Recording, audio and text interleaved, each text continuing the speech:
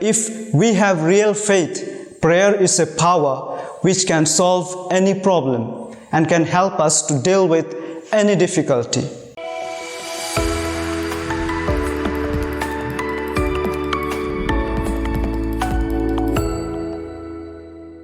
In the Gospel, Jesus responds with a call to faith. Faith is the right human response to God's faithfulness, a complete trust and reliance on Him, including the confident expectation that He will hear and respond to our prayer.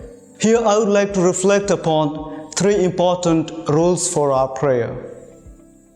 First, the prayer must be the prayer of faith. The phrase about removing mountain was a quite common Jewish phrase. It was a regular, vivid expression for removing difficulties. It was specially used of wise teachers. A good teacher who could remove the difficulties which the mind of his scholars encountered was called the mountain remover. Therefore, the phrase means this, that if we have real faith, prayer is a power which can solve any problem and can help us to deal with any difficulty. However, it involves two things. First, we should be willing to take our problems and our difficulties to God. Secondly, we should be ready to accept God's guidance when He gives it to us.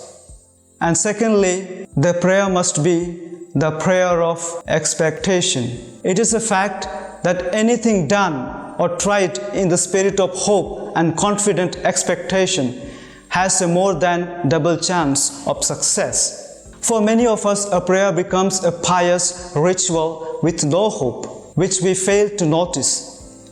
Now, we may also ask questions. Why sometimes our prayers go unanswered?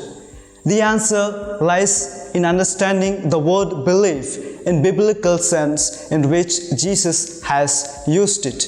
To believe means not feeling of certitude that our prayers will be answered.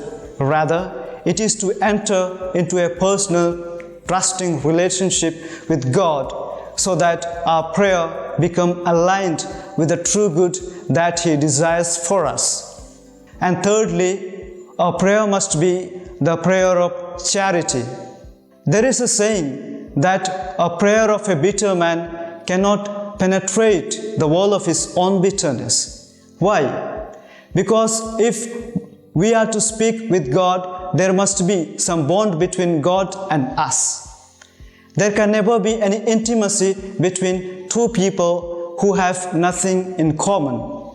The principle of God is love, for God is love. Moreover, the ruling principle of man's heart is bitterness and the unforgiving spirit. Then he has erected a barrier between himself and God. If the prayer of such person is to be answered, he must first pray that God would cleanse his heart from bitter spirit and put into his heart the spirit of love. Then he can speak to God and God can speak to him. Amen.